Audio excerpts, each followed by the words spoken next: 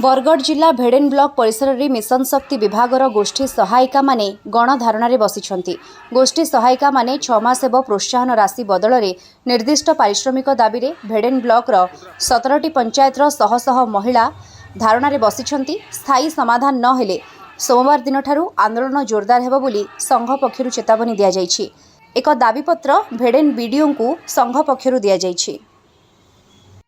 मोर ना गहला प्रधान मुई लोहाखंडी पंचायत एमबीके आमे सीएसए स्टाफ बैंक मित्र प्राणी मित्र कृषि मित्र एमबीके सीआरपी और सीएलएस इटा छोटा तमने केडर आमर दाबी हैला जे हमको सरकार आगु तमने स्थायी तमने फिक्स गुटे सैलरी दउतिले आमे जे पंचायत रो सब काम आमे एसएजी रो काम करसु तापरे ए थरो तमने अप्रैल रो इनसेंटिव हिसाब नियो बोली कहउछन तो आमे इनसेंटिव हिसाब नेबार के नै चाहबार तो हमको जनता आगु पूर्व पर जनता हमको माने फिक्स सैलरी दउतिले हेंता हमको फिक्स सैलरी दिया जाओ सेटा हमर दाबी और हमर चाकरी के तमने स्थायी करा जाओ। आमे एटा ब्लॉक सम्मुख रे आमे एटा धारणा देइछु आ आमे आज ठारू आमे कार्य बंद करिछु।